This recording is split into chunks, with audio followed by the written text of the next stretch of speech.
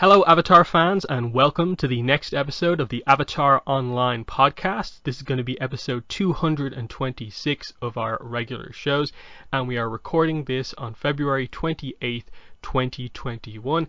This is going to be our Avatar Studios news special here. Obviously, big news for Avatar this week, and we will be getting into it. And there's also some other news to cover as well. So this is the official podcast for the fan site, Avatar The Last Airbender Online.com, and I'm going to be your main host, Morgan Airspeed Prime. Joining me on the podcast is Greg2B from the site. What's up, everyone? Excellent. So we're going to keep the Avatar Studio news until to be like the final news topic, and we'll cover all the other stuff first because there's not as much to talk about. So we'll start with one of the more interesting pieces of news. We didn't really know what to expect from this thing. Pictures have at last come out. So Mego announced that they would be doing one Avatar action figure. We now have pictures of it. So it's a Mego Movies Wave 12 Avatar The Last Airbender 8-inch action figure Aang. But oddly, the packaging doesn't mention the name Aang like anywhere on it. And obviously, as we've described before, Mego action figures are these kind of more simplified action figures, but they have cloth clothing. They're kind of reminiscent of a kind of older style of action figure, and so it's a bit weird looking. And for me, even acknowledging that like this is a very specific thing, I think this looks absolutely terrible. It's coming out March, April, $16.99 is the price. It's book one Aang, so we have actually quite a few action figures to compare it to at this point. And while I think the head sculpt actually looks okay, the way the fabric clothing looks on it is really bad. It's just the scale. Like, it's an 8-inch figure, so the fabric only scales down so well. And I think the worst part of it is the staff. It looks like they have given Aang like a witch's broomstick to hold. It looks nothing like his glider staff. What are your thoughts on Mego Aang? Yeah, this is an interesting one because, like you said, the head sculpt actually, I don't mind it too much. That seems to be in line with a lot of their other figures, which are pretty, I guess, stylistic in the way that they're interpreting, I guess, sort of the real actors or the real characters. But this one, at least for my taste, is definitely not one that I'm particularly interested in. I think it's interesting how they adapted it to their style using the cloth, which, I mean, like you said, it is very, I guess, sort of old school, I guess you could say, in terms of type of figures, or more classic, I guess, would be another way of describing it. It's definitely not something that I would guess that a lot of, I guess, current fans of Avatar are as familiar with. I think I vaguely know about this, and I'm a little bit older than you, so it's definitely interesting to see. And yeah, the staff is definitely, I don't know, it's like maybe they didn't have enough material to make it, or like some sort of cost effect thing that they're trying to get away with, because it definitely doesn't feel like anything close to any of the, like, of the what we've seen for the gliders in any of the other lines, or even like the older toys that we've seen that don't exist anymore, are really hard to get. So I don't know what their particular, I don't know what they were going for with that sort of style of his staff. It doesn't seem like a staff at all, really. Yeah, because like the actual shape of Aang's staff, it's basically like it's like a square all the way up the shaft of it, and then there's basically like equilateral triangle kind of cutouts that the kind of bits of the actual glider come off. And this kind of like has this weird kind of stem off bit at the end that kind of makes it look all curved, kind of like a broomstick.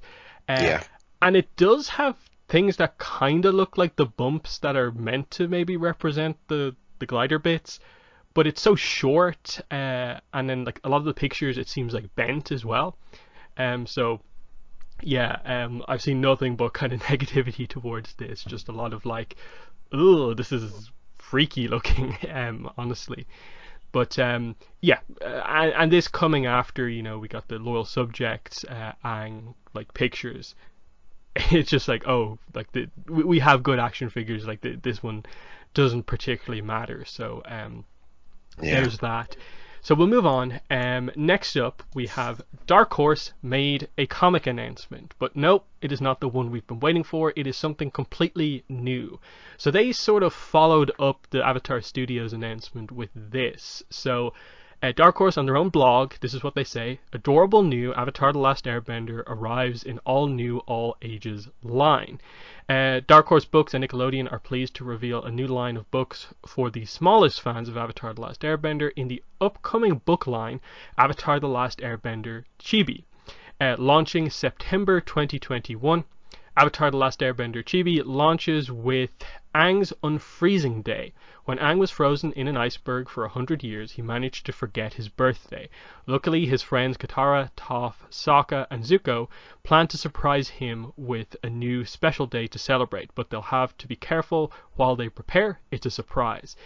Celebrated children's author Kelly Lee Miller teams with Avatar fandom favorite artist Diana Sim to bring young Avatar fans and their families this heartwarming tale of love, celebration, and friendship, in collaboration with Nickelodeon and Avatar animated series writer Tim Hedrick.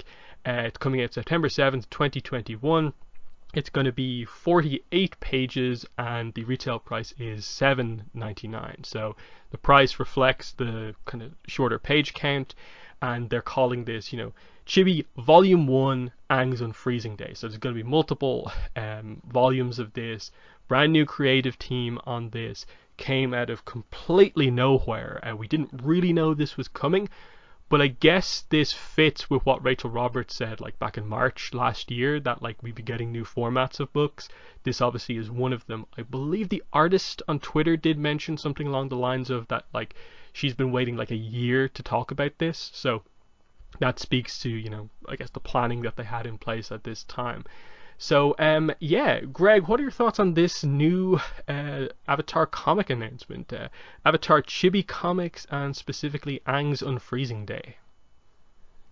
Yeah, I mean, definitely, like you said, it was unexpected. It's very cute. Like I like, the style that they're going for, and the idea behind it definitely seems like a nice way of getting, young fans, young readers into Avatar and, the comics in general, and just, the fandom overall. So I like that part of it. It definitely wasn't what, we were sort of hoping for in terms of the comics, but I think, as we discuss more things, this might be something that we're sort of going to have to get used to, at least as far as comics are concerned.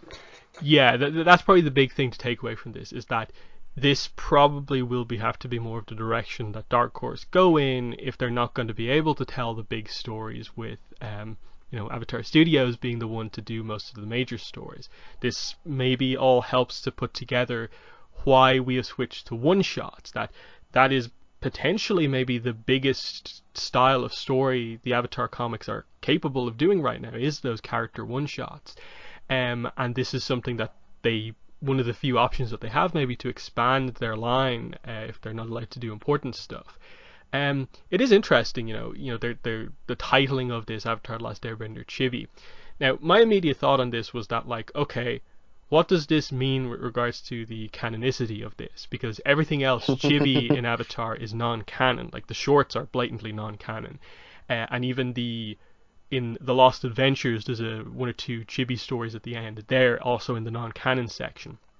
The story description here seems like it could be canon, and probably likely is, in that it doesn't seem like crazy and like silly, like it doesn't make any sense. So are you thinking they're just calling it this way to distinguish that like Chibi is their kid line, referring to the art style, or is this going to be non-canon? That's an interesting one. I've seen many people talk about that in terms of, because the topic of it, that seems like that's something that would be like, we would want to know, and it would have information that could actually, add more to, just the character's background in general. So it's curious because, like you said, normally we don't consider almost any of the Chibi stuff canon and like the official sense of it. So I don't know. I guess I would have to consider, for me, sort of like the involvement of, Mike and Brian and just the whole, I guess, whatever the new, canon story team development is, with everything going forward with the studios. I mean, they do have, one of the original writers on it, so, that makes you think that it can definitely be part of the universe and have, key elements to it. So I don't know, I'm not really sure what to take from it. I guess it would have to come out and actually see how it's sort of received. But yeah, no, I'm definitely curious just to see what's actually in it. Hmm. Yeah, I take the fact that they mentioned Tim Hedrick as being like, yeah, it probably is canon. I doubt there'll be too much conflict in canon and like need to be overly like focused on that, but Hmm. that it will be considered canon. As for the potential of the story, the immediate thing I didn't like was that once again it's another sort of Team Avatar cover that leaves out Suki. She doesn't get a mention here, even though it looks like it's post ATLA. That's the only way that this fits, I suppose. Um, that the opportunity to have a celebration, obviously with Aang's birthday, that would suggest that we're, a few months after the end of the series to get around to a year since the start of the series for Aang's birthday. So where is Suki? Is she going to be involved in this? And then if she is in the story, then why wasn't she on the cover? It just continues that trend of like they are aware of Suki. Suki's importance and they have like individual comics for her, but then a lot of the time in the Team Avatar shots, she just get left out. But what are your thoughts on that? Another loss for Suki here. Yeah, that's too bad, especially for all the Suki fans out there. Because she's part of the team, and like you said, with how they're placing this in time, it doesn't seem like she wouldn't be there. I mean, unless it's just like they couldn't fit her or something like that. I don't know. Hmm. Beyond that, yeah, it looks like it could be fun. Like 48 pages gives them enough time to do something. That's about two single issue comics put together. And yeah, I guess just the group coming together to create a celebration for Aang. It'll be interesting how they get around to the topic of just, hey Aang, when's your birthday? And even though he remembers nearly everything, like we've never got any sense that like Aang's time in ice has overly impacted him. Obviously, we know it probably is why he died relatively young, but uh, we've never got a sense that like his memory is affected by it. So this is a kind of interesting thing. He happens to just forget his birthday. Who brings it up? What conclusion do they come to out of it? It's for kids. There's not going to be any like reveals, I suppose, necessarily. So it will just be a fun thing of just some sort of a party, fireworks, I guess. And they'll probably include Appa in on that. I do like that they have a firework up there for Appa as well, and that I suppose they're Hmm. technically going to consider it both of their birthdays, which is pretty cool. But yeah, what do you see in the story coming out of this? Yeah, I mean, I really wouldn't expect anything super crazy, like you said. I mean, I assume they're just gonna like sort of make it like, whatever de facto day, he sort of came out, or whatever day near the beginning when they all sort of like met him or whatever will be like, what they decide on. I guess it's really just like how they go about that, or how they, try to remember things. Hmm. So that's that. And yeah, September 7th, 2021. So, with regards to other announcements, I guess we're now into books coming out in September. So, there's maybe still time for a core comic announcement this month, but realistically, this probably pushes it into like, if that's going to be announced for coming out this year, it's probably going to be a October, November, or December book. So, still don't know what the situation with that is. And then, honestly, at this stage, I kind of wouldn't be surprised if maybe something has happened with that. Given all the stuff we're about to sort of get into. But I suppose just some quick thoughts on that. Do you think this announcement potentially happening before the core comic means anything, or where do you think the core comic is at this point? I mean, I don't think I would personally be surprised if it does, mean something deeper, or either delays or just, sort of backburnered because of other things are now in development and production. I mean, if it does come out, I guess we always assume like October because of New York Comic Con, and that used to be sort of the time when some things used to come out. Not sure if that will matter as much this year, but I guess looking historically, that would be something to be considered. So I don't know. I don't know. I guess my hope overall of it is sort of waning a bit as other things have started to come to light. hmm Last piece of news before we get into Avatar Studios is something that came out. I think it just came to light for us earlier today because it comes from sort of a German source here. So um, this is from the German publisher of all the Avatar books. It's a Cross X Cult. They put up a post, celebrating the Avatar Studios announcement as well, and going over, that they have this, their lineup of books. They've published most of the stuff. They make the announcement of like sort of the official German release of the Inside Editions books, and that they're going to have all these releases. But then, right at the end, they say, by the way, this year we have a new Avatar title planned almost every month. New comics and comics collector books, legacy books with cool paper extras, an art book, and even an Avatar cookbook. So that's all the stuff we already know about getting a German release. More novels are also planned for next year. Avatar is now really taking off. This is the first time we have ever heard anything about more Avatar novels. Like, nothing has been said officially from anyone, like Abrams books, anything. Like, it wasn't mentioned in the Avatar Studios announcement at all. So I guess the German publisher, given that they, I suppose, have to have some sort of a lead time for translation, has some advanced knowledge of novels. So I don't know. It's tough to take this as exact confirmation, given that it's just a quick insert right at the end. But it would make sense. Everyone likes the novels, and given that we're expanding Avatar greatly, why wouldn't we get more novels? But Greg, what are your thoughts on this? Do you read anything into this? How much do you take this as being like, yeah, we're definitely getting new novels? Yeah, I don't know. I mean, when you sent that to me, I was like, that's interesting because it is really just one line, and unless, I mean, I don't know. The fact that that's not really mentioned anywhere or hasn't been like even hinted as much, I don't know, it doesn't lead me to have a lot of faith in that particular posting. I mean, it seemed, as of what we know now, that, the previous author of the Kyoshi isn't really interested in doing them, or that's just not sort of in their scope right now. So I don't know if I would really put as much stock into that as you might want to, per se. I don't know. That's just my take on it, just being a quick line throwaway that, unless you're, a German fan and you understand that, you might not have even noticed that. I mean, it'd definitely be cool if they are doing that. I mean, I definitely am interested in reading them for sure. But I don't know, considering all the stuff that's currently going on. hmm Um, it's an interesting one in that, like, I think there's still, like, obviously room for novels because while we're getting all these other projects and that will allow for depth, the novels still have been probably the most in-depth content we've kind of ever had. Just with that format and what it allows you to do with the story and like really, really get into the world building that you maybe don't always have the time to get into when you're doing an animation.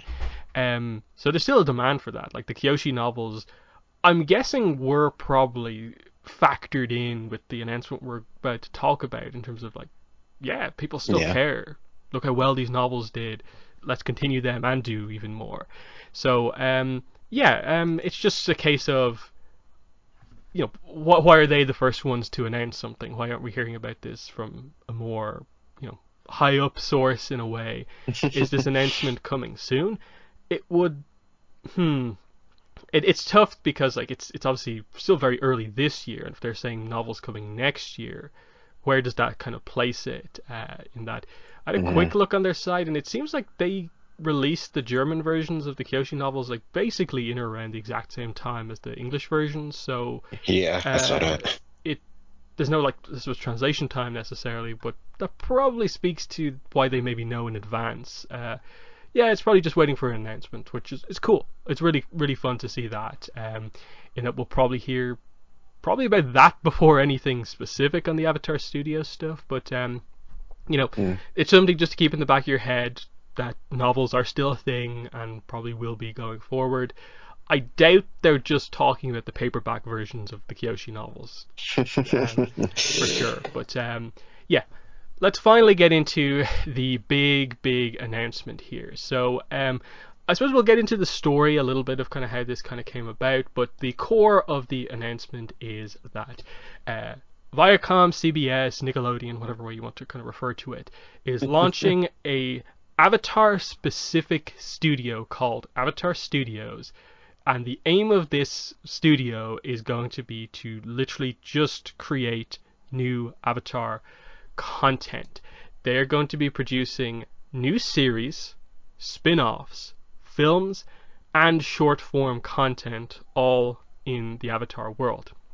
The first project from the studio is going to be an animated theatrical film that's going to be starting production later this year. Mike and Brian will be the leaders of this studio. Their official title is they are both co-chief creative officers at Avatar Studios. And then in one of the Viacom press releases, they mentioned Avatar among a bunch of franchises that will be getting quote unquote shows coming in the next 2 years, like the first 2 years of Paramount Plus launching. So that's the like core of the news. There's no specifics on characters, eras necessarily that we'll be focusing on. Obviously, there's a few more quotes and stuff like that to get into, but that's the core of the announcement. Huge news. Obviously, no one really saw this coming. I think we maybe expected something coming out of the event, which is why we talked about it last week. But I believe I specifically said in that show, and we were more or less in agreement, I'd be shocked if we come onto the podcast next week and are talking about the third series. We are, and the fourth series and the fifth series and the movie and all this other stuff. So it's really exciting. Took everyone by surprise, but everyone is talking about this. What are your thoughts, initial thoughts on this announcement? Definitely very surprised to see this. Like you said last time we were talking about this, we didn't really expect that much to come out from it, just because they've done a really good job on keeping this all under wraps. I know many people have had some speculations, and if you look at some posts, you can see people tracing back various things that have been mentioned here and there about how this could have been or how they sort of saw this coming. But I think to the scale that it's at, I don't think that was quite as, foretold or speculated by anyone. I don't know. Maybe I'm sure there's someone who saw it through everything. But I know us for sure didn't see it coming at this largest scale per se. So I think it's very cool to see, how it came about, all the articles and the videos and, everyone talking about it. I think it's definitely going to change a lot, as we'll discuss. But overall, I think it's a pretty positive thing overall, I want to say. Yeah, like I think after what happened last year with the Netflix success, which is obviously I think the catalyst for all of this, Mm. it was hard to not kind of feel that in the next coming years something Avatar related is going to happen. But I think everyone was always like, it'll be the third series, just one project, and it'll be just the same as before. Avatar, a few years later, Korra. We've waited even longer now between Avatar, Korra, and this announcement, but that it would only be a third series, but it's everything basically. So I put up a poll actually the day of the streaming event on Twitter. The options were basically, the question was, do you think we'll see anything Avatar related at the event? I had like definitely, absolutely not, and then two sort of in the middle options, one more positive leaning, one more negative leaning. No one said like definitely an announcement. Few people were saying definitely not. Everyone was in the middle, and it was 50-50 among those two options as to people being more like maybe Hmm. yes or maybe no. So that to me gave the impression that like, okay, people are hopeful, but no one's expecting it. And so I think that sort of told as the day went on and like the event was happening, because there was a live stream that you could watch publicly. You had to sort of click through a bunch of stuff to get to the link. You had to really know where to go. And of course, there was a delay beforehand, and it was delayed by like half an hour. Very Avatar, a delay. But it eventually happened, and it was a long event. Like, I didn't even watch the whole thing, but it went on for like over 2 hours. And they took a while. Like, the animation section was one of like the last sections, and like we had to get through the whole thing about reality TV, sports, their introduction, them saying the word content like a million times and talking about this and that. And there was little hints along the way that like Avatar was mentioned among like 6 other really popular things as like, these are our best franchises that we've seen on other platforms. And it was getting a little bit hopeful because they said something along the lines of these sort of franchises are successful on other platforms, and you will probably see new content from them in the future. And it's kind of like, okay. Then like Avatar's included in the clips showing a lot of their kids programming stuff. And then surprisingly, I didn't expect this at all. Deadline put up an article in the middle of the stream before they even got to this section announcing Avatar Studios, and it took about 20-30 minutes for them to still get through all the stuff to get to this announcement eventually. And it all kind of then just came out, like all everywhere had their post ready to go. EW were the ones who had, I suppose, the main news article, because they had a quote from Mike and Brian. So that was kind of ended up sort of being the main source for this, but we'll get into that in a second. So my experience with this was kind of like, I sort of like was half live tweeting through the event, not really expecting much, but like just going along with it. What was your experience? Because like we messaged each other a few times during it, but not that much. Yeah, so yeah, I had access to the stream as well, so I was pretty much watching, I guess, most of it. Just sort of, half watching it, half doing actual work and whatnot. So it was interesting just to see, it was mentioned, like you said, a couple times, and if you had access to the chat feed of it, you could see, of course, there were people who were, every time they mention Avatar, it gets a couple comments and stuff like that. So that happened throughout, a couple times until, you actually were able to send me the article, and then they finally did, the bit of it during the actual presentation, which during the presentation, it really wasn't that much, mainly because, that's not just the presentation's focus. Is, all of the content from Viacom CBS, as they mentioned over and over again. So, in the grand scheme of the whole thing, it was really, really little. Like, I'm sure if we weren't paying attention for it, we might have actually missed it. But, of course we didn't. And it was also announced everywhere online at the same time as well. So, I guess it was going to be pushed out regardless. But within the context of that presentation, like, you would have to say that the Avatar announcement was probably like the biggest like single franchise like announcement that they had, in that the only thing that I could see that really came close was like, I think they announced like 2 or 3 Criminal Minds shows like at the same time, like in terms of like a franchise thing.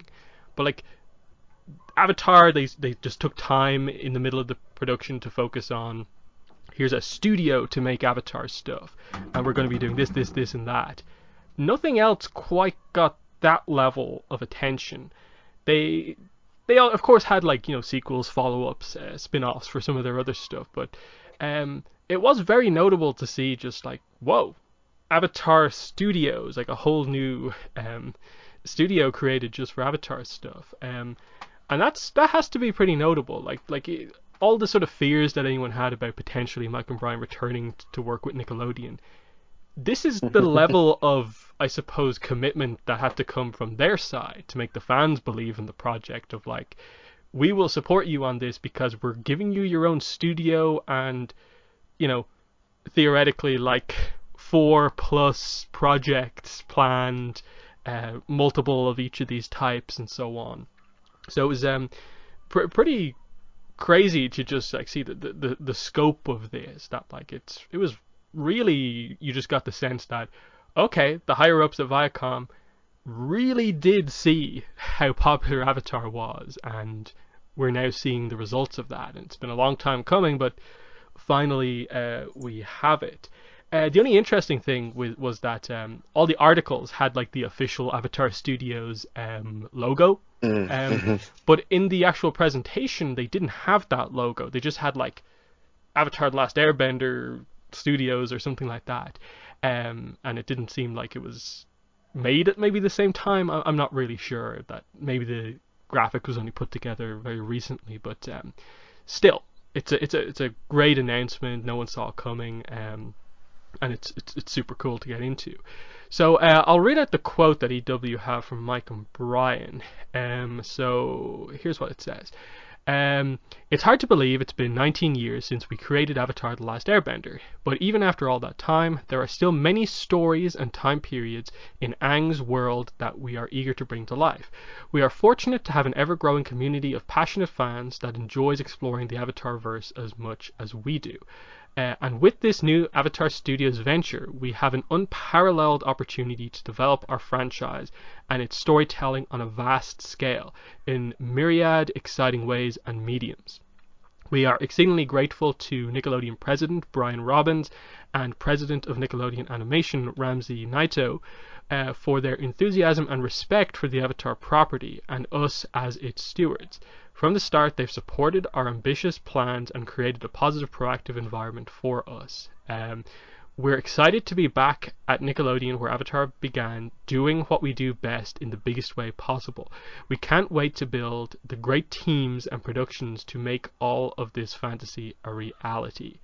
So, that seems really, really good from their perspective. Like, they are talking themselves about the many stories and time periods in the world that they want to bring to life. So it's very much expanding the world of Avatar. That's exactly what we want.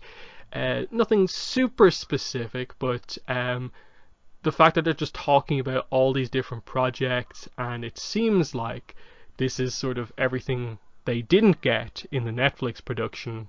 Seems like, okay, any fear of this being a repeat of that, probably very unlikely to happen. So it's hard to not just be super positive about this overall. But what are your thoughts on Mike and Brian's statement here with this project announcement? Yeah, no, I agree. It definitely has a very positive tone, especially considering, not just a Netflix thing, but just, the history of Avatar in general on Nickelodeon. Viacom has, sometimes been a bit of a rocky one. We know that there are, various key people who have been part of their team or even higher ups who, have appreciated even before, this sort of announcement. And it's cool to see that those people are still there and still, willing to participate in this endeavor. So from that perspective and having your comments here, it definitely, overall feels very, positive, like things are going in, the right direction or will go in the right direction as things continue forward.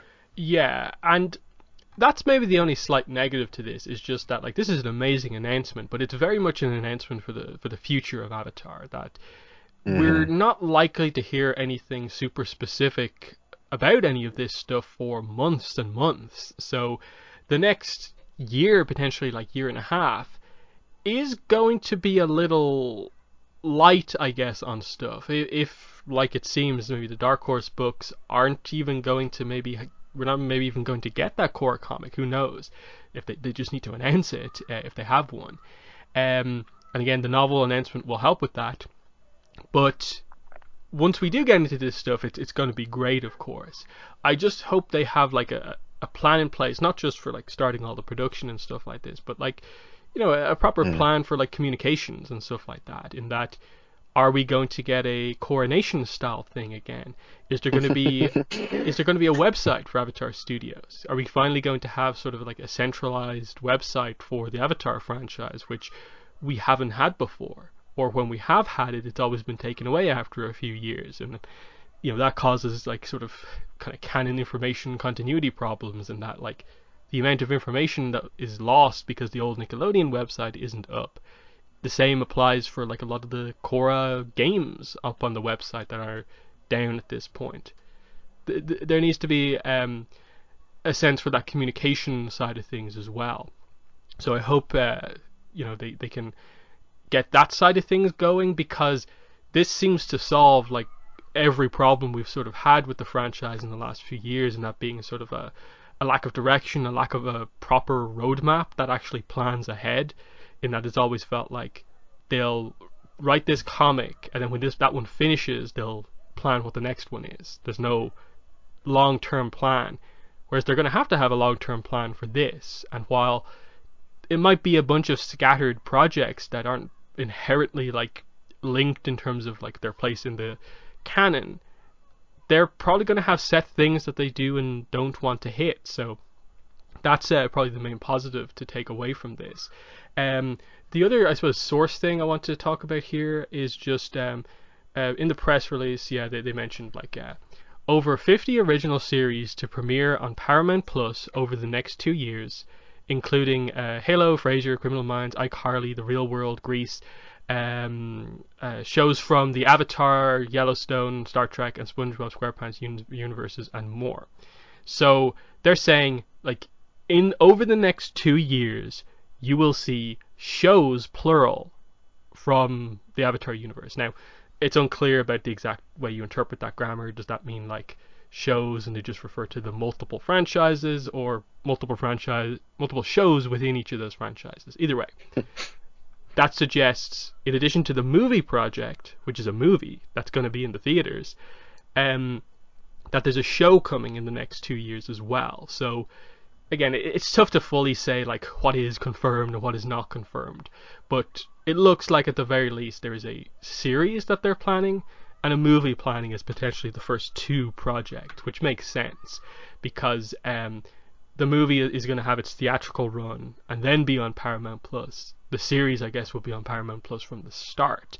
But what are your thoughts on just this stuff? Like, okay, they're sort of like the main projects that they've announced, and just what seems to be sort of the plan initially. Yeah, I mean, I think from the little that we can gather, since, like you said, there really isn't anything hardcore set in stone other than we know there's a film coming with the theatrical release.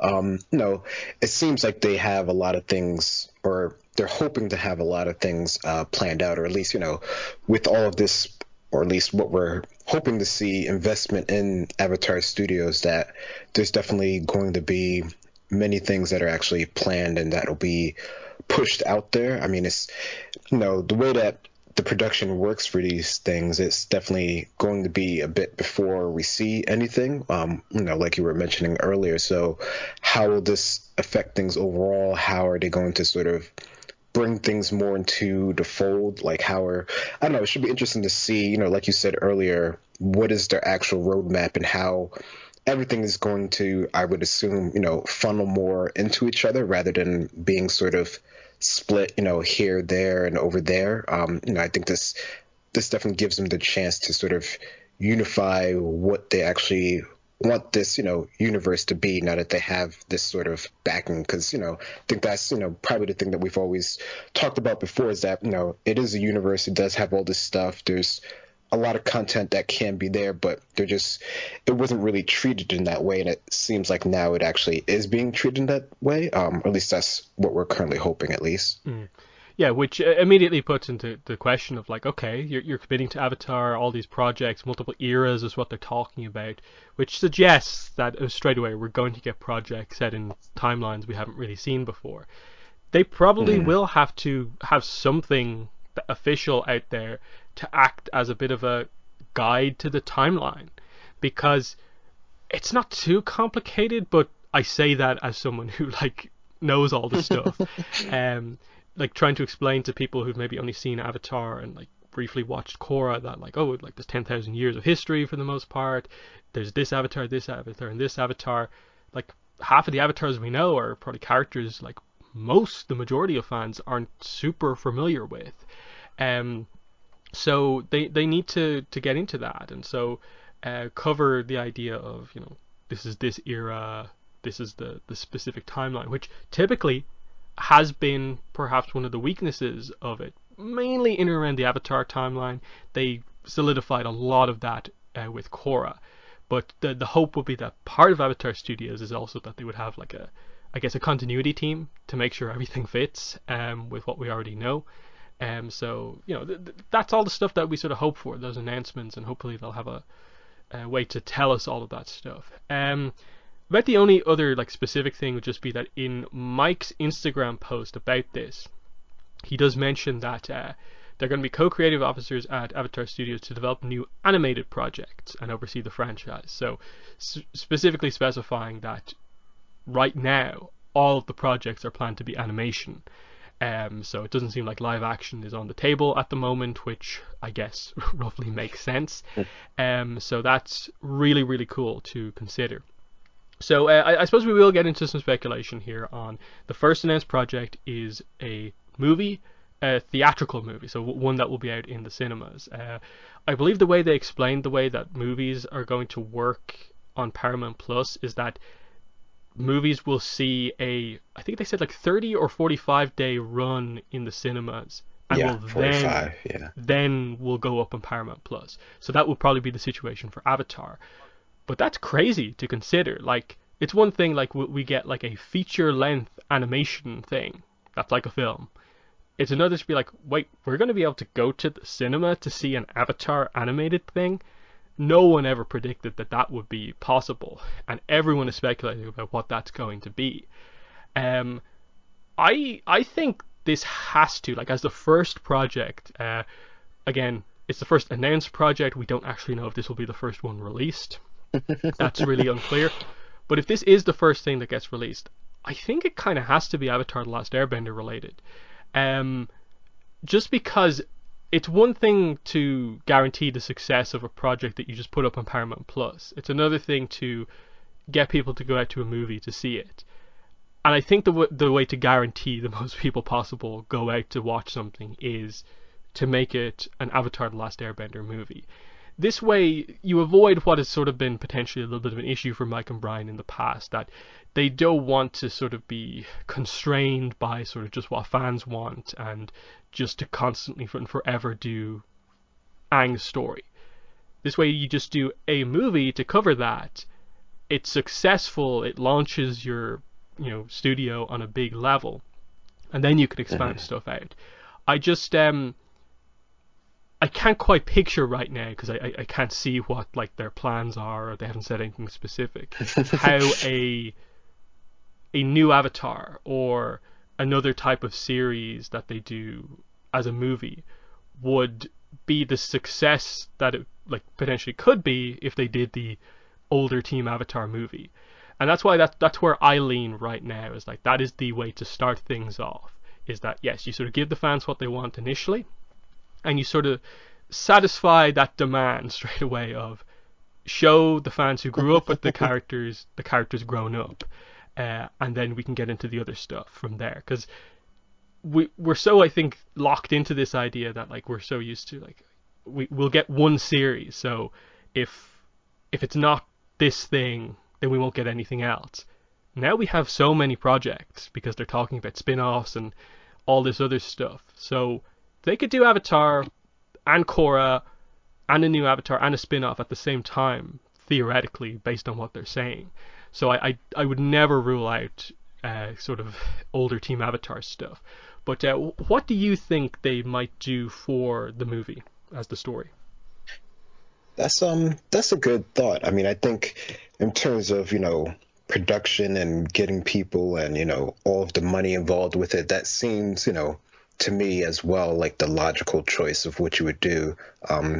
Because, it has like the huge nostalgia factor from, us watching it either growing up or older-ish watching it when the original series came out. And, I think, despite all the arguments going back and forth over it, that definitely seems to be the one that people more so, I guess, favor, just in terms of fandom overall, which I'm sure they're well aware of, that factor as well. And I think, if it does do really well, of course, people will always want more. That's like a default thing. But I think that, could potentially put it somewhere where you don't actually have to come back to it all the time, which is, what a lot of us fans are always asking about now, sort of like the older adventures and stuff like that. So I think, if you were able to do that in a good way and sort of get it out there, that might sort of, get that need out of, a lot of people per se, and then you can move on to other things. But, if they are able to do,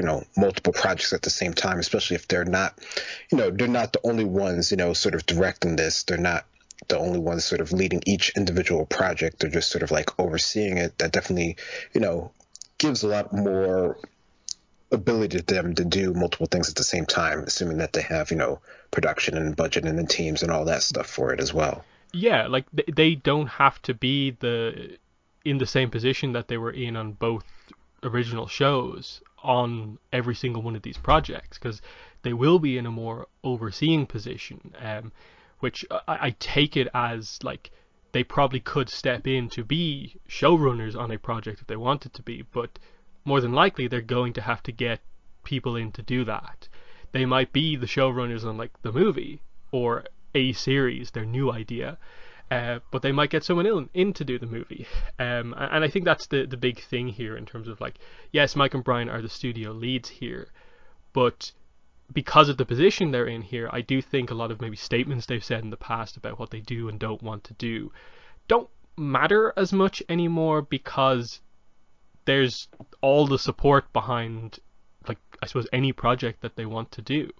That, yeah, sure, they might it might be a part of whatever deal happened here, that like maybe Viacom, like, kind of like their one demand was kind of like, you have to do at least one Avatar project, and they're kind of like, fine, like if we can do these 5 other projects we really want to do, we're fine with doing like an Avatar movie.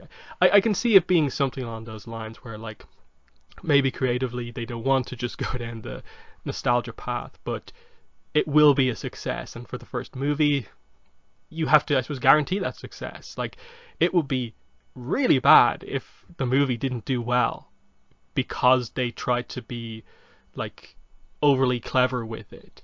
And there has to be that acknowledgement that Avatar versus Korra, in general, the fandom tends to prefer Avatar quite heavily, even though, like us, we like both shows kind of evenly. So there has to be that put in place, and it's the same goes for stuff like the idea of a Avatar after Korra series. A lot of people were kind of worried about the technology advancement in Korra. They're going to be just as worried if we advance even more for the next Avatar. So a movie about sort of like future tech Avatar might not be the best experimental idea for a movie, if you're trying to get all the fans back involved, especially after the success was primarily on Netflix around Avatar. So that's just the way I see it. But I do wish they'd maybe said something about some specifics that they would do. But yeah, the next bit to discuss probably is the fact that they said they will produce new series, spin-offs, films, and short form content. So 4 different styles of thing here. So I interpret this as, series is Avatar and Korra. They were series. Films, of course, make sense. It's going to be an animated film of some sort. Short form content, I guess, will be our web shorts, web comics, our Republic City Hustle style stuff. So that could be very interesting to get some sort of like fan demanded content, in that they might be smaller productions. Spin-offs is kind of the interesting one, in that, like, are they considering Korra a spin-off or a series? And then, like, in that case, like, what is the difference between a spin-off series and a series? Does a series in Avatar have to be about an Avatar? The spin-offs just mean a series that includes characters who aren't like avatars and like world changing events. What are your thoughts on those 4 different things that they said they would make? Yeah, that's an interesting breakdown for them, because the series and films does seem pretty straightforward, but short form content and spin-offs seems a bit more, I guess, ambiguous with what you could actually consider it to be. Because, I mean, short form content, I mean, could really be sort of anything. I mean, I guess, primarily we're considering the studio to be just, animation per se, but, short form could be other forms of content in general, just, like it says, in shorter form. So I wonder what that really entails. And then spin-offs, I mean, I don't know, I almost consider like stuff like, the chibi shorts and stuff like that, that could be considered just like a spin-off that, couldn't actually matter, canonically, or it can mean something, or, it could be more towards like, anime with like OVAs and stuff like that, where, it's the real characters, they're just doing some sort of like side story thing. So no, I'm definitely curious to what we're actually going to consider for each of these things. But I mean, I guess the cool thing that they consider that at all just means that that's beyond the main stuff that they're doing. They can also hand this off to other people in their studios to do this other form of content as well. So even with the main series going on, we're not completely, I guess, assuming everything goes well, hanging on to just those main series. There can be, other stuff that goes on, which, we sort of, back when the series was, airing, we sort of got some of that stuff. So, and a lot of it was, pretty cool and pretty fun. It was like a nice, supplement.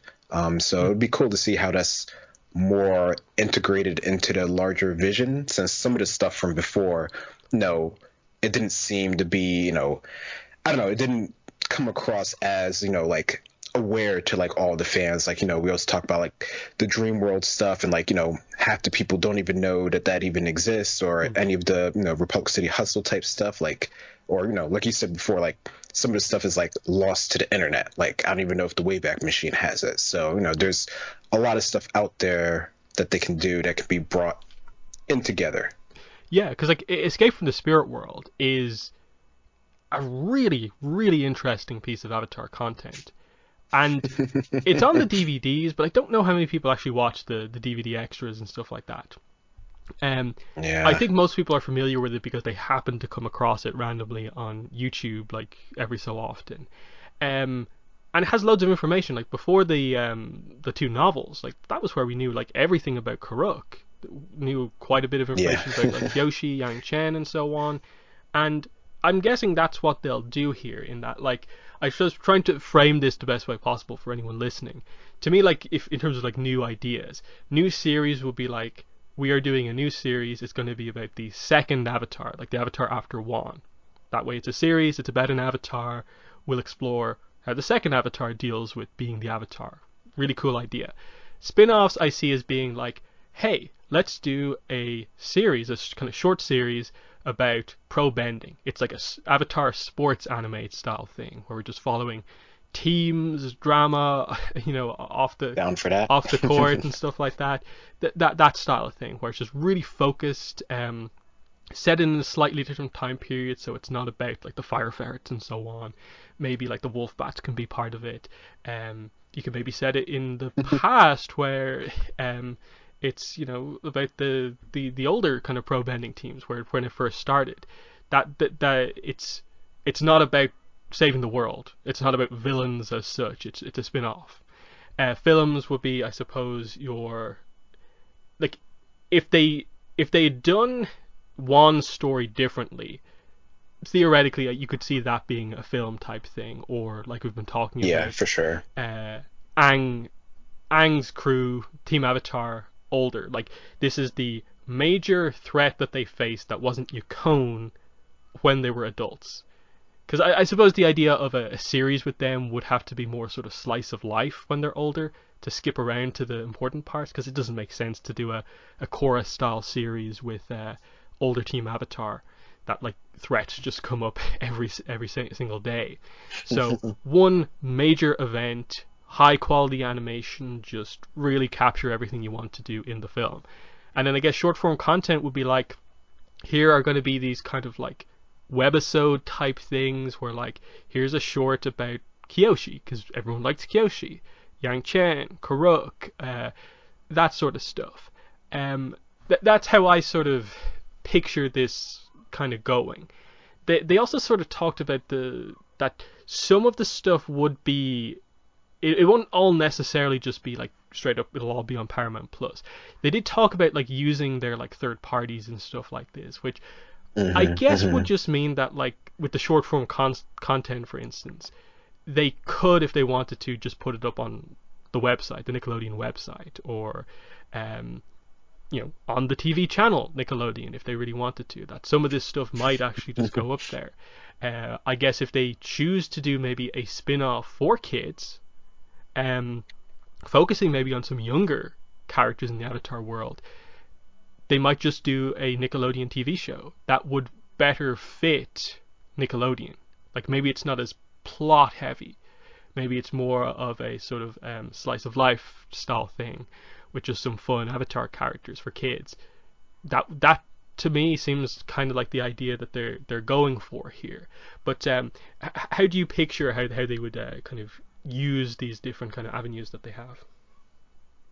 Yeah, and I think that's a good breakdown in terms of, where they can put the content at, whatever point, especially like all the stuff that's shorter form. I think that would definitely be, distributed anywhere, as far as, the YouTube channel that they Mm, have, or, the actual website. Or they also mentioned that they have other, ad-based streaming services that they use as well. So, for stuff that doesn't, want to, or that they don't want to put behind a paywall, basically, they can, mm, throw all that stuff out there and, of course, funnel people back to their main sort of Paramount Plus.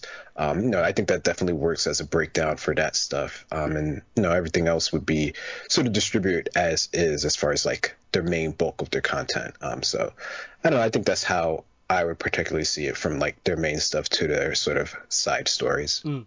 Yeah, and in many ways, like that's it basically. Like right now, the opinion on this is pretty much just in full speculation mode.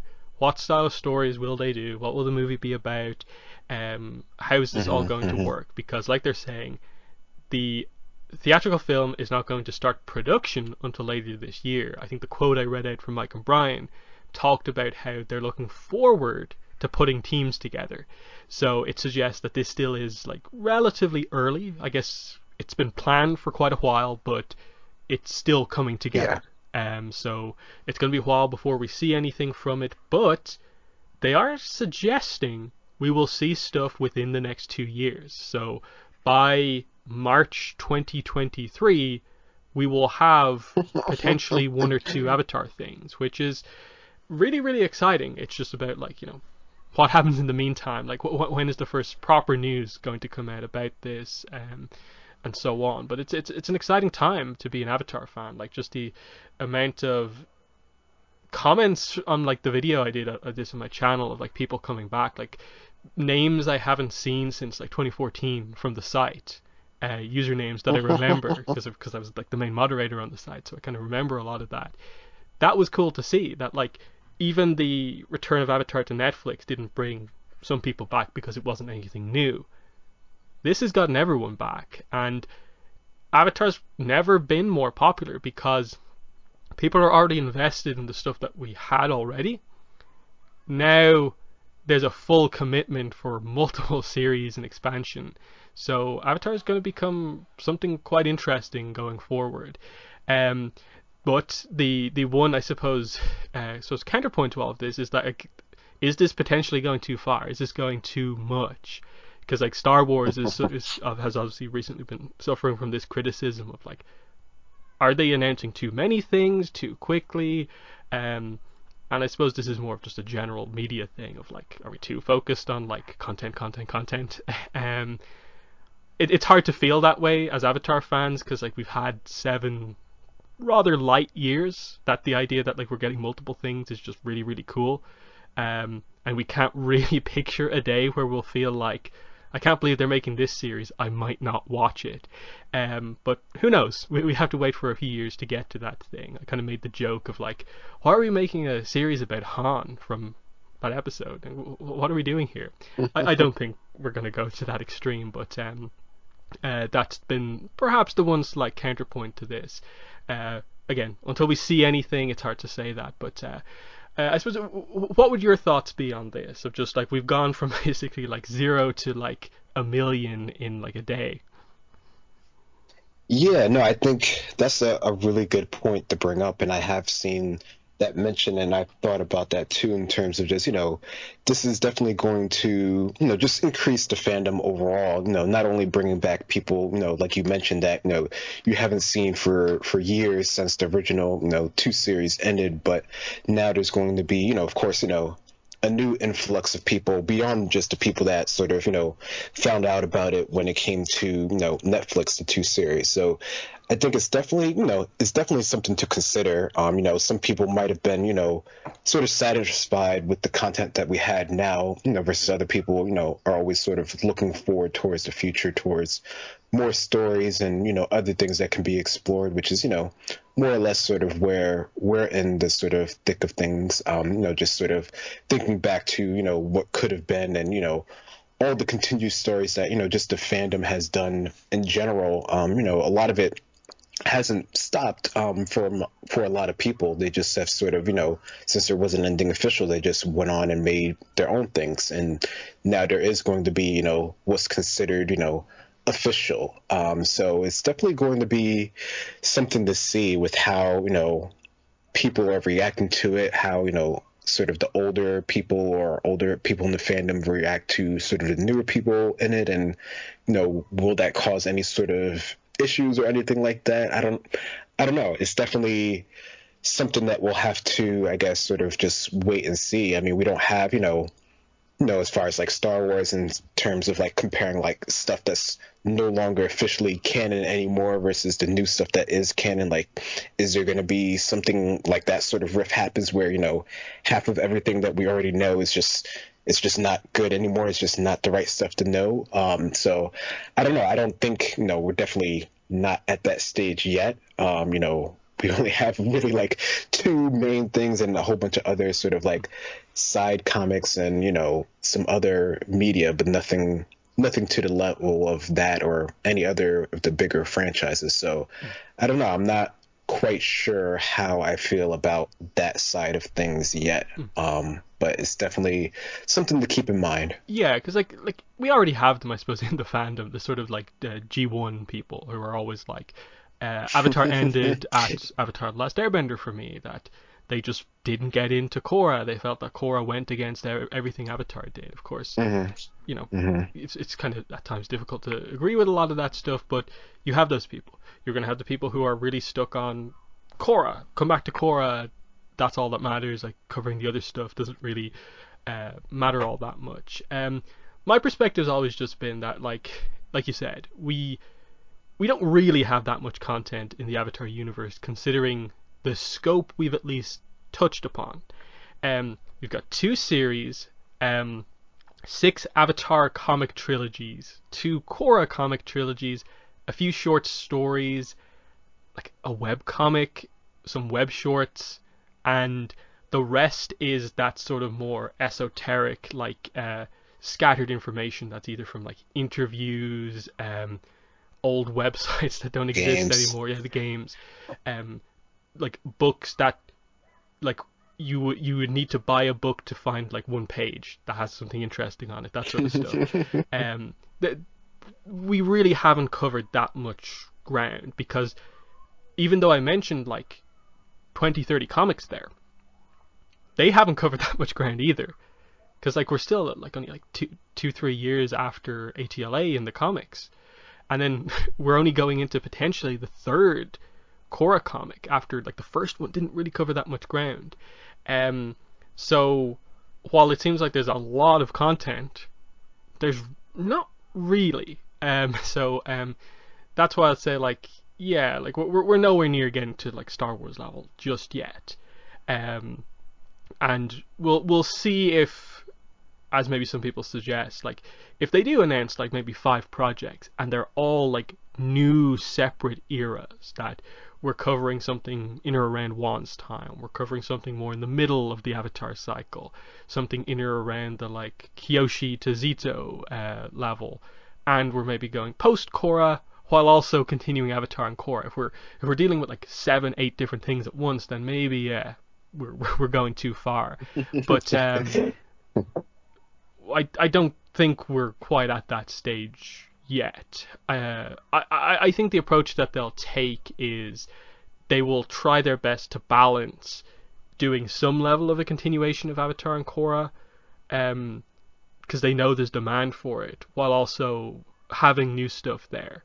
And I think that's what this studio is sort of like kind of built for, is to be big enough to be able to do both, and not just we either have to sort of stop expanding and just continue the thing know everyone likes, or they just expand and forget about the stuff that people like and would like you to come back to.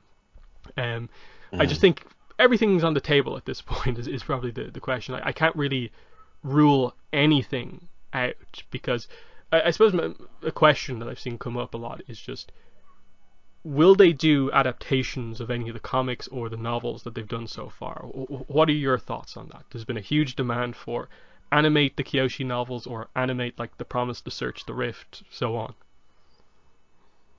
Yeah, I mean, I don't know, from like past, creative talk that they've had. I mean, we know, one of the books was actually, potentially going to be, a movie, but that, obviously didn't happen. And now, of course, with this being the Avatar Studios, there's, I guess the potential for that to actually happen. And I don't know, from, a creator standpoint, sometimes you don't really want to do, the same thing that's already been done. Like, is there, what do you get out of making it into another format? I mean, sure, you'll get like, tons of, the current fans who are interested in it, to actually watch it, but will that sort of like expand on it in any sort of way? There's always like the question of that. And I don't know if that's something, I guess only they would know themselves, of course, if that's something that they're truly interested in doing, or they can see, the returns on that sort of investment. Is there enough there to actually do that? I mean, I don't know. I don't know if I would want them to do, Kyoshi in animated format. Like,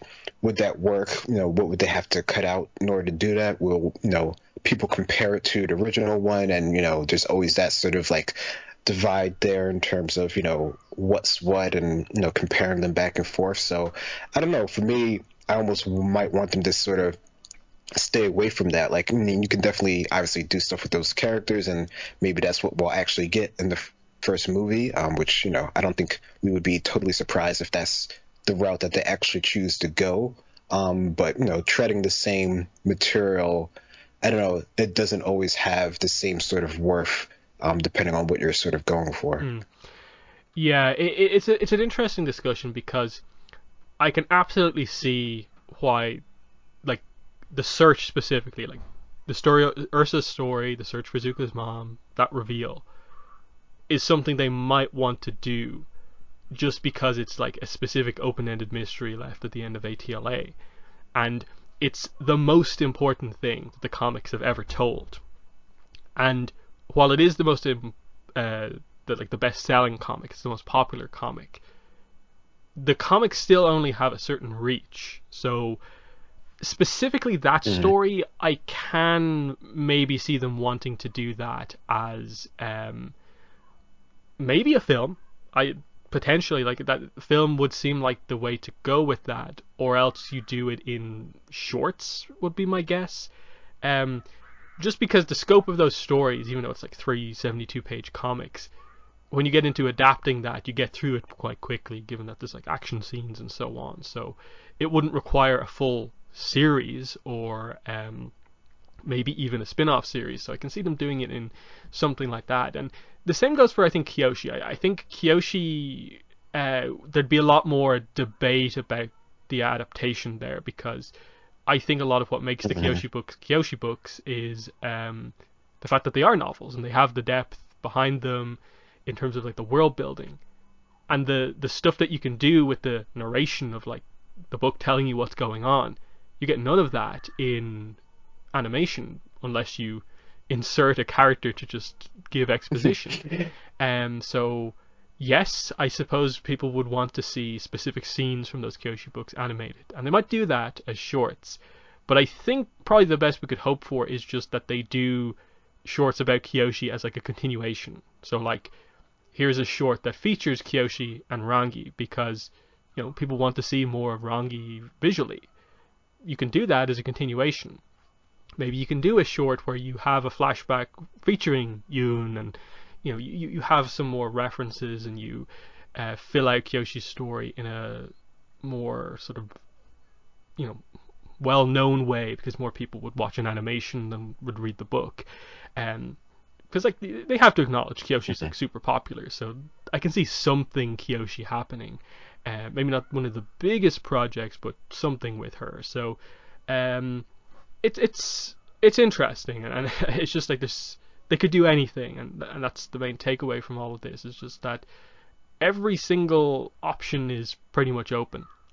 That the post Korra series, yeah, they might want to do that, but there's a lot of other stuff they might want to do as well.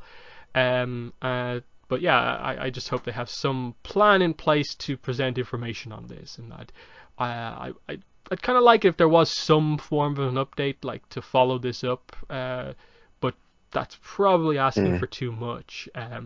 But like even if they just did set up a website that like, here's the website, it's this is what it's going to be in the future. That'd be something. Because I think in the fandom perspective, it's kind of interesting in that like we're going into this kind of weird era with this, because all the forums are pretty much like gone. Like even Avatar Spirits forum is gone at this point. Our forum isn't up anymore. Everything is pretty much just sort of like social media, and maybe Reddit just as like a general forum. But even that like maybe isn't the home of discussion anymore. So we're entering a kind of new era with fandom that we haven't quite had for Avatar just yet, and that's going to be interesting to see how they handle that going forward. So that's another thing to think about in just terms of like, yeah, it's been 7 years, like stuff has changed, and that like uh, some people are worried about this because why should we have confidence that ultimately Nickelodeon is sort of the still the high up on this project as well? Well, it's because I think I watched this pretty much the full stream, and I got the sense that Viacom, all the high ups, they get the value in streaming platforms and stuff like that, and that seems very different from the perspective they had back during Korra, where it was still all about the TV channel, and Korra didn't really fit Nickelodeon in terms of we can't re-air it because it has to be re-aired in order and all this sort of stuff. I kind of look back on that now and kind of like Korra was kind of ahead of its time. Like switching to digital only to adapt to a digital audience was good. They just timed how they did it really badly in the middle of a season, looking like you kind of half cancelled it. But the fact that like the digital views were really high, now we're gonna get our first sort of like kind of digital Avatar experience. So that's gonna be interesting. But what are your thoughts on that? Just how like this is going to be like a new project so far on, like even longer than the gap between Avatar and Korra for the next project. Yeah, no, it definitely is a huge gap. I mean, we can remember the gap between like, the first series and like all the different, the seasons that they had and where there were extended gaps, and then between this first show and the second show. And I don't know, I mean, I guess, the period of time and, just like you said, like the whole forms and how that's like not as much of a, or if a thing as much these days, and how that's going to be, I guess just perceived by the fandom in general. I think it's a huge, shift, especially for people who are coming back into it. That's definitely going to be something to consider, and just sort of how they're going about, producing it for, what we're going to assume is primarily like an online audience. So just even considering the whole like distribution of it. I mean, the movie theater one, that's, one way to go about it. And, it seems like from, what they said during the whole, video, that they have a pretty set plan for that. But, for it going on digital, I mean, when Core went online, the way that I watch it is, I just bought it on Amazon because I had, the ability to do that. But, not everyone has that ability, or it's not available in their regions, or, all the restrictions around that. So, just navigating that sort of, production media landscape will be something that'll be interesting to follow in its own right, regardless of like how it's perceived overall, or how, is there one sort of centralized place for information, that might not even be, I don't know, maybe that's not as something that's as important to consider now as it was once before. I guess we'll have to see on that. Yeah, and that's the thing where like hopefully like with this makes it easier just worldwide for all Avatar fans to just like get the content, because I do remember like most of the way I had to watch Korra to Hmm. watch it like day one was to watch like live streams of people streaming the TV channel, unless I wanted to Yeah. wait like hours and hours for people to upload the episode online, because um, I would have been waiting like a year and a half. I think that was the delay between like US Nickelodeon getting it and like UK Nickelodeon getting it. I didn't even follow the UK release because outside of the DVDs, because it was just so far behind. Now this is going to be a worldwide thing. I didn't look too closely actually into like the details of the network and the launch and stuff like that. I think it says it here. Paramount Plus to launch in US March 4th. Two pricing tiers in the US: premium plan $9.99 a month, and an ad-supported base plan for $4.99 a month.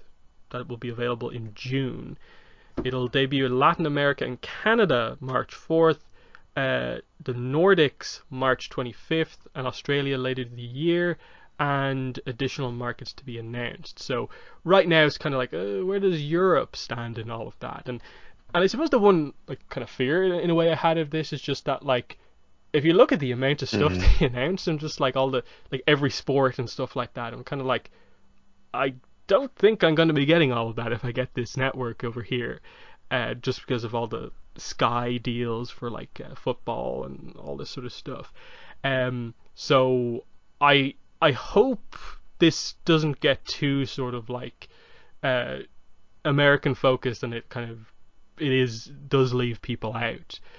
I assume they'll want to make sure that like maybe the sports stuff is a separate situation, but a lot of their content is worldwide. But I don't really know how a lot of that stuff works.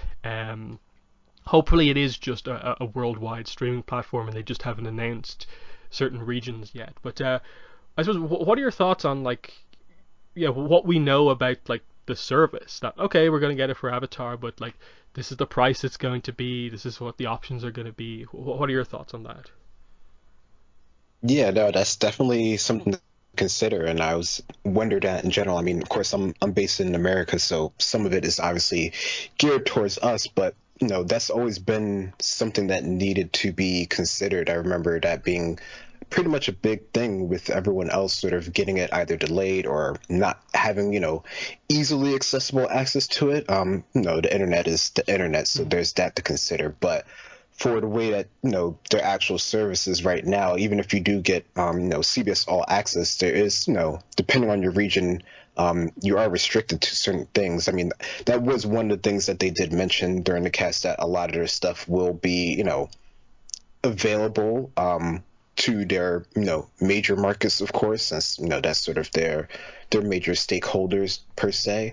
But how does that branch out? And Avatar has always had a pretty wide appeal. I think that's probably one of the cool things about it, is that it's not so the whole the culture of Avatar in general is just it pulls from pretty much everywhere. And that's why it has such a broad appeal. So for it to be limited in this actual distribution would seem pretty much a shame in that regard.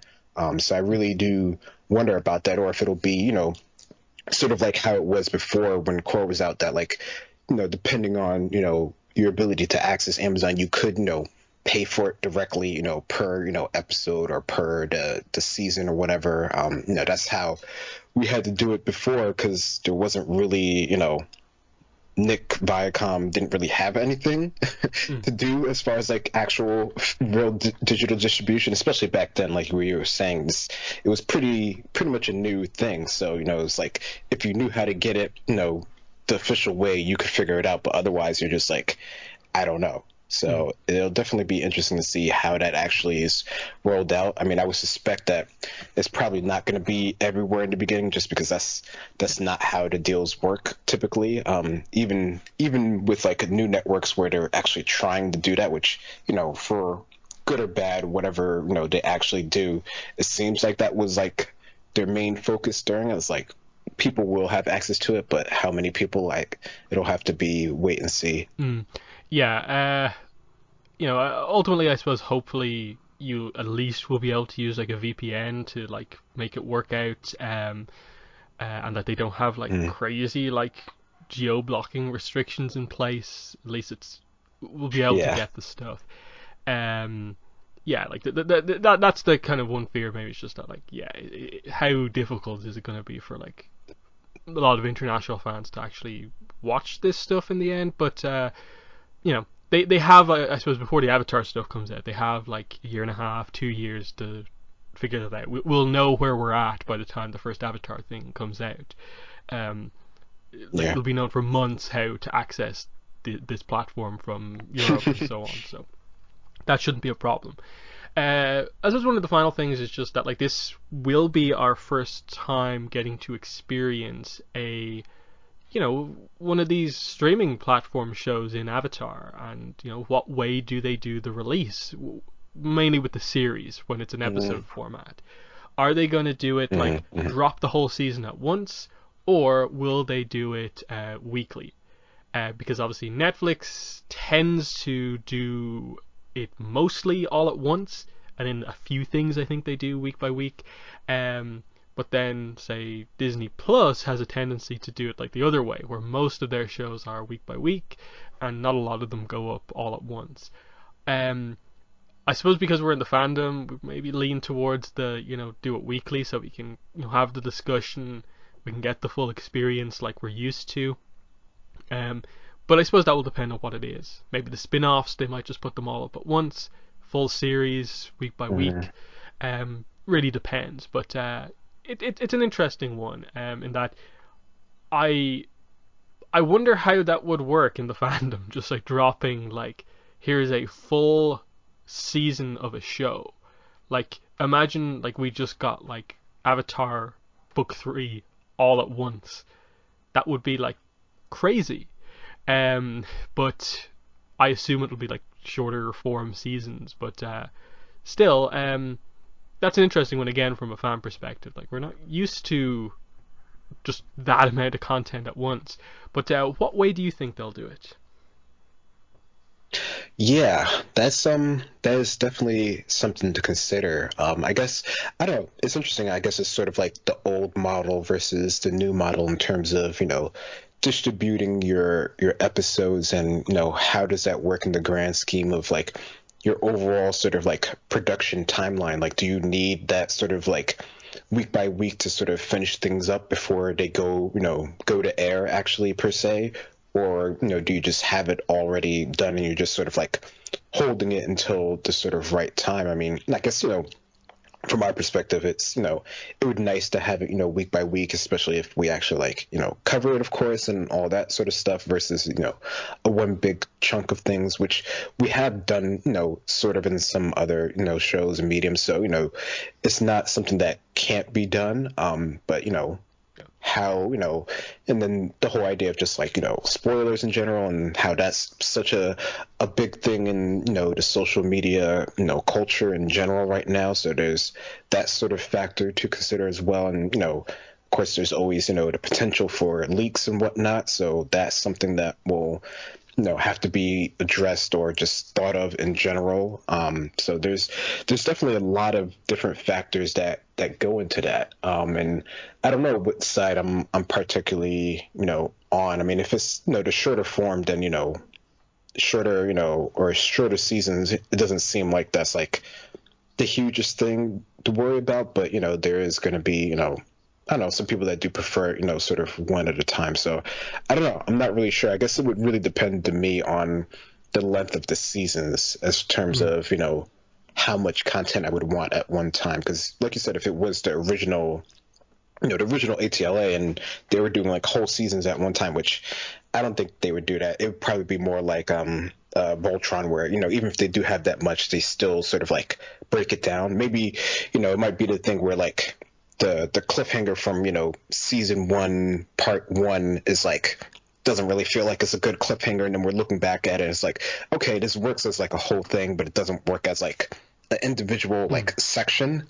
So it might have that sort of flaws, which that would kind of suck because that sometimes sort of like takes away from the experience of it when it's sort of like an ending but not really an ending. So I'm sure things like that, when they do get to that, they'll probably be considering, or they probably already have considered, most of the things that we're sort of talking about now. So I don't know. I just hope that whatever way they do it just sort of flows in the best way possible. I guess that's sort of my hope. Yeah, and then I think just it being on a streaming platform as well, and just the way this seems to be sort of organized, it should solve, I suppose, any of the potential like major problems. Again, like some people feel it's a big problem, others not as much, that people had with Korra, which was that like the 12 to 14 episodes a season didn't quite work perhaps for the scope of that story. Whereas the 20 episodes per season for Avatar was much better. Now there won't be that same limitation. There shouldn't be the budget problem from like the end of Korra or anything like that.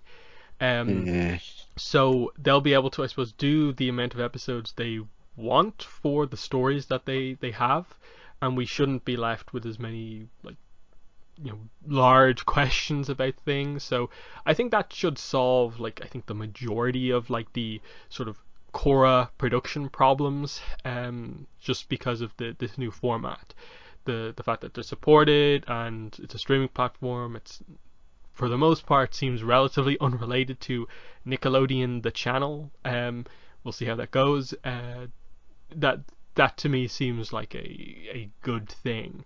That yeah, we should be in a much better situation. So I suppose we have to do some speculation here. It's kind of the go-to thing right now in the fandom. I suppose I'll give you a chance to consider like what your you know I suppose what we'll do is we'll each do like what is the one big Avatar thing we want now that pretty much everything's on the table. So I'll go first. I've thought about this quite a bit, but I think ultimately the thing I settled on is that the major series that I would want is about one of the avatars after one, like immediately after one, either Avatar 2, 3, 4, or 5, are to me the ones that I would go for. That way you're covering the early years post one. All those avatars are still going to be dealing with well, what does it mean to be the avatar? Because it's the first run through the cycle. Even the fifth avatar would be a kind of interesting one because he'd be the first one like to return around to one's element, and just that would allow you to explore more of the mysteries we have about the how the world formed from as it was in one's time into more of the typical Avatar world as we know in sort of Kyoshi to Aang and Korra's timeline. Um, that way you still stay away from a lot of the technology and you get that more traditional Avatar feel, but you still have the kind of mystery of it's the Avatar world, but not quite as you know it, and you get, I suppose, a little bit of that sort of early Republic City stuff we have in the comics, but with just the world in general. That would be cool to see more of those type of moments. There's already been like a huge demand for more Wan stuff, because again, they skipped over quite a bit of his life. Um, I think you could cover a large part of that ground with something like that, especially if they kept the same sort of different, animation style that they had for the beginnings. I think that would be really cool. But what is your sort of dream Avatar project announcement? Okay, so the ones that you said are good, and I think all the standard ones that people are mentioning already mentioned are pretty cool. The ones that I just thought of really quick right now was sort of just doing a full series about I don't know. I'm thinking sort of like since we've seen sort of like the Avatar sort of like growing up, and we've seen them, sort of in sort of like Korra's age range as well. Do one more on sort of like sort of like the later years of the Avatar. So maybe more once they're sort of more reflecting. I mean, we got some of this with sort of Roku and sort of reminiscing on some of his times, but I think that might be interesting to do one more with a more mature Avatar who's sort of seen a lot of things and has actually seen the changes of the world. I don't know how how long they need to sort of like live out their life to be considered sort of like the end of life of, whatever their cycle is. But I think that might be interesting to see sort of like what would be considered like the passing of the torch per se. Like what sort of things would they put in place? Like we've gotten like bits and pieces of that, from like Kyoshi and sort of her life and sort of what's sort of, gone on. And I don't know, I think that might be an interesting, sort of topic to cover in more detail. Yeah, because like that idea has always been really interesting to me. I believe on the site at one point, I think I even wrote a fanfic about something along those lines of I think I did like, what was it? I did an Earth avatar who was like relatively old, to the point where like injuries had like mounted up and he couldn't really be active as the avatar, but he hadn't dealt with everything in his life, and like his daughter had to be the one to sort of kind of take up the avatar mantle, even though she wasn't the avatar. So it's sort of like a team avatar, like on behalf of the avatar, was the idea that I think I went with. Mm-hmm. Um, as just a thing like, oh yeah, who steps up when the avatar is like not dead yet, so you're not immediately in the next cycle preparing for the young new avatar, but you have an avatar that can't be the avatar because they're old. That's something we've never really explored, and you could have the older character reflecting on things, but the younger characters to do all the action. That's a good way to have a series that is still about an avatar, but also features your kind of typical younger teen characters. Don't really remember much about the story that I wrote because the site's down, of course, but that idea has always appealed to me, definitely. So yeah, just there's all these ideas. I suppose the final thing is just, with regards to the teams, the people, the production, stuff like that. It's kind of interesting because, like, as a lot of people have pointed out, like Studio Mir seem like they're like set for the next while. Like I think they have like a pretty long-term deal with Netflix to do like a lot of their series. I can't remember the specifics of that deal in terms of how far into it they are, how long that's going to last, but that potentially puts them out of the running for the next while. A lot of the main sort of creative team members, like say Lauren Montgomery, Joaquim De Santos, those type of people, again, I think they're working on other projects at the moment. So what is the team going to be? Is it going to be all new people, or is there going to be a sense for like, by the time these get going, those people will be able to come back in? Because I think it's hard to not just interpret like Avatar Studios as kind of like the sort of dream place where a lot of those creative people would want to be, given that that's where they sort of made their name. A lot of them seem super passionate about that universe, and especially like the fact that like a lot of the team went on to do Voltron, which was very Avatar inspired in terms of like how they did the story, characters and stuff like that, the animation. It would be cool to see those people come back. But what are your thoughts on that? Do you think that this will be an attempt to kind of bring the old crew back together, get all those people back, or will it be just a requirement that they have to bring in new people just because of what other people are working on?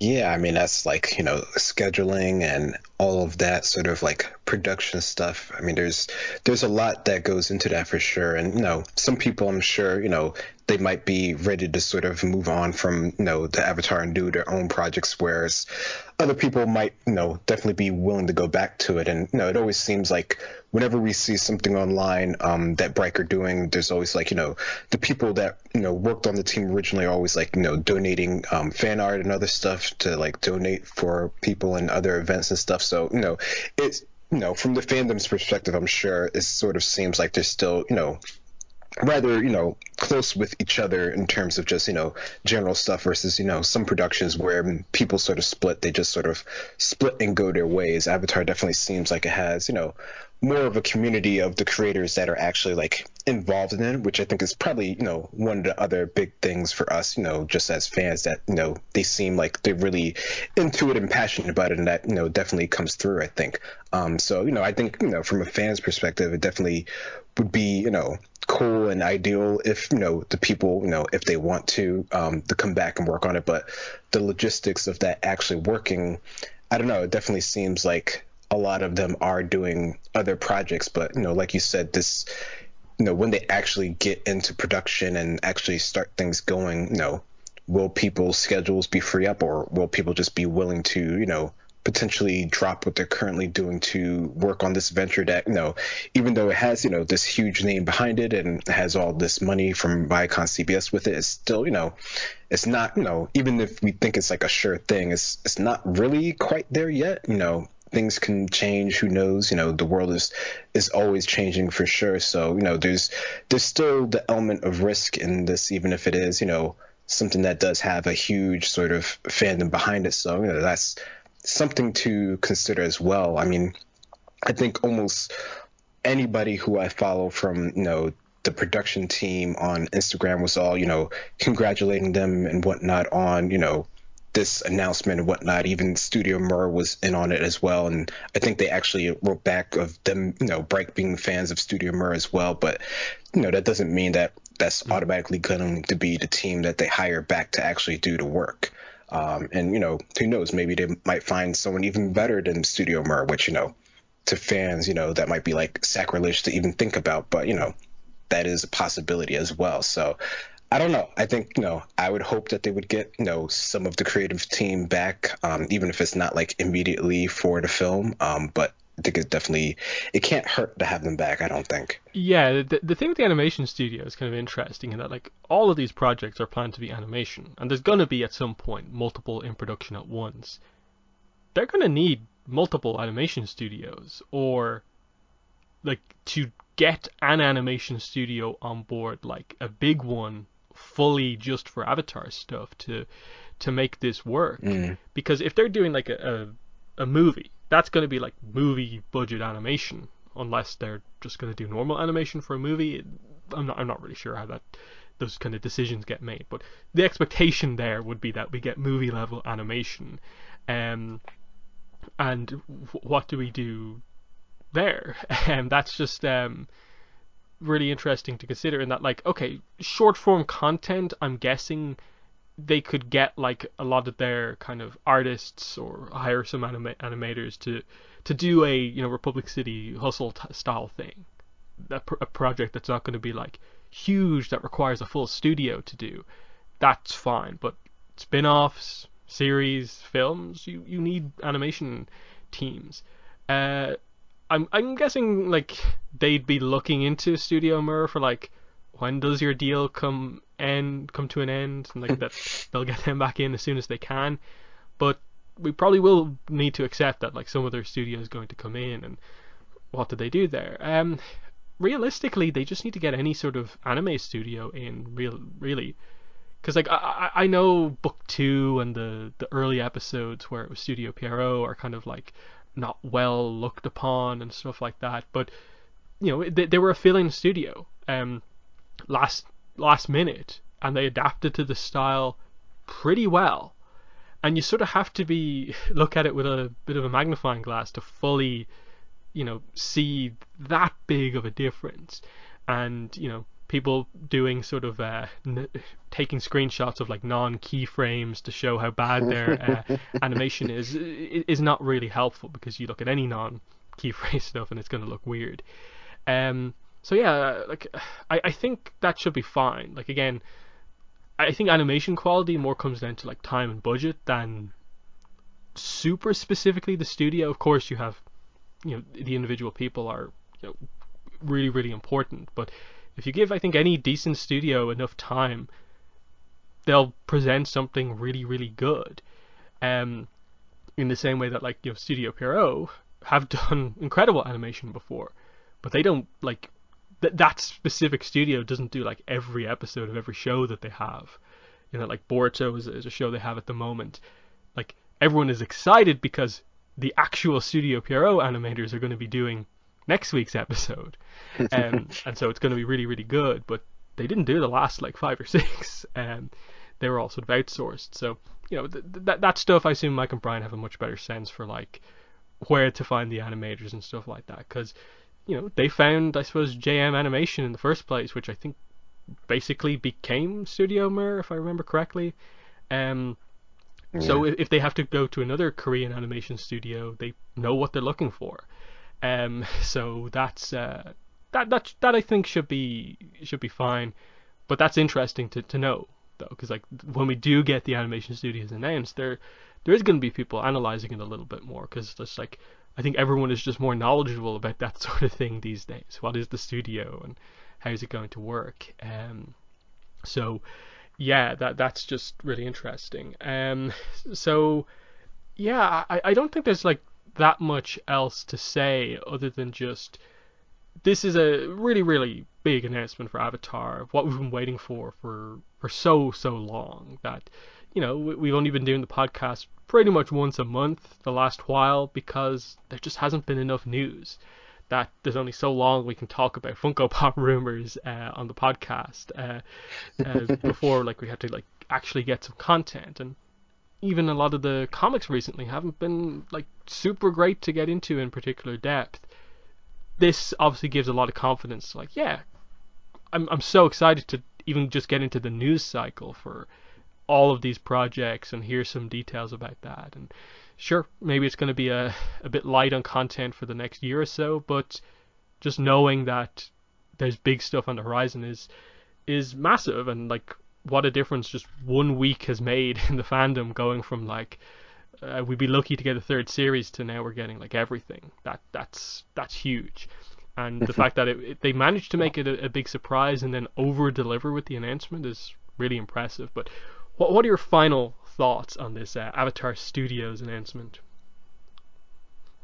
Yeah, I mean, I guess my final thoughts is just it seems like everything is moving in a good direction, just for, the Avatar fandom in general. hmm Yeah, and that's kind of where we everyone just stands. I've seen mostly positivity about this. A few people being sort of more skeptical from the perspective of like, look how Korra went and stuff like that. But I think most Hmm. people are positive, because they can see that this is a different situation, that the Netflix situation is not going to happen again here, just because of I think how quickly this has come together since they left, because they only left the Netflix show a few months ago, and it kind of makes you question, like, when were they like approached about this idea? Was it just after they left, or was it before? And like, does it play a role at all, or anything like that?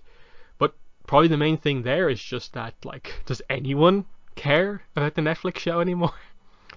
Like, that's like the big sort of like news I think no one's really talking about now. It's just that a lot of the articles mention that the Netflix Avatar show is still in production, apparently.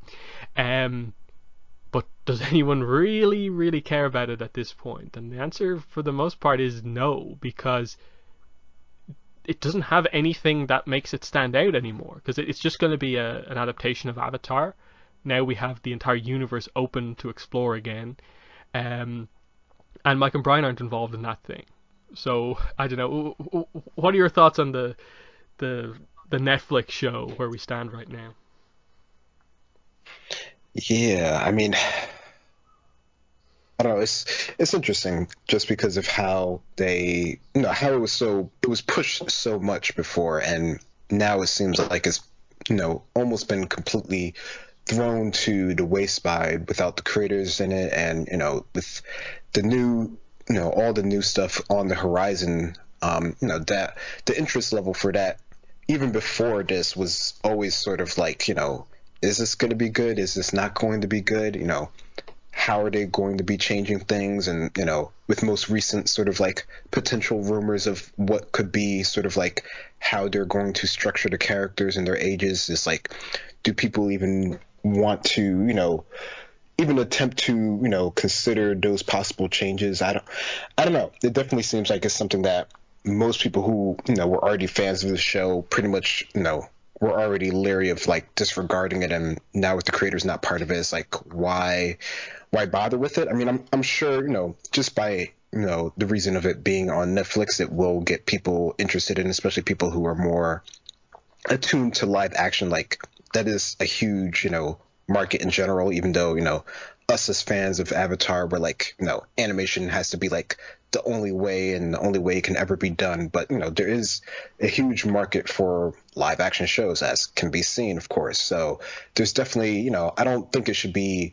completely discounted. I just think that most people who are already interested in the show just won't think about it as much. Yeah, and then the other thing with it is that, like, who knows where that is in production. It's highly likely that that live action show is going to be like coming out at like the same time potentially as one of the first Avatar Studios projects because of how delayed that's been.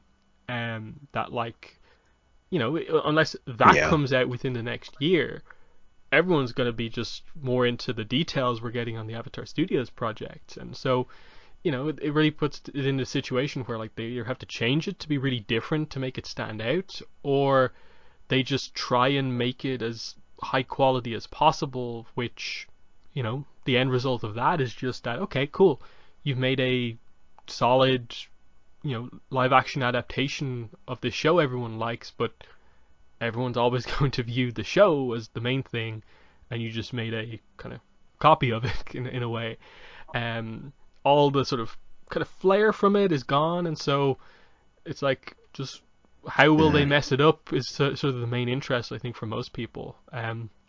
Every change is obviously going to be heavily analyzed to see what they do, and that's the main interest. Yeah. Yeah, I don't know. You know, it's cool. Like, we have multiple projects now. Avatar Studios has multiple projects. There's also that, if anyone is still interested in it, and who knows? Like, it might be something that might come out like in the months before one of these things, and we can have a bit of fun, just like joking about it to lead into the good stuff. It'll be fine. Like, and then if it's, you know, the thing at this point is, like, it's now not the only big project. We don't have to put that much thought into it because there's all this other stuff, and that's probably the most confidence inspiring thing, where, like, the one big Avatar project no one cares about, now all of a sudden it doesn't matter. So that's the main thing. So yeah, that's been the podcast. You know, I wish I could say that this probably means, you know, we'll be immediately doing podcasts a lot more regularly, but it probably doesn't for the time being until other announcements happen. We're still waiting for the Korra comic announcement. Cool, we have a Chibi comic now that we can review when it comes out. But for the next few months, I don't think that much really changes, and you know, hopefully they have some initial announcement, maybe to go into a little bit more depth, but, you know, we'll cover everything when it comes out, for sure. So yeah, just I suppose, any final thoughts? No, just hopeful, I guess. Yes, yes. We'll all form this giant Katara hope circle for the future of the franchise, and things should be good. But yeah, that's been Avatar Online Podcast episode 226. It's been myself and Greg. Thanks for listening to this podcast, and bye. Bye bye.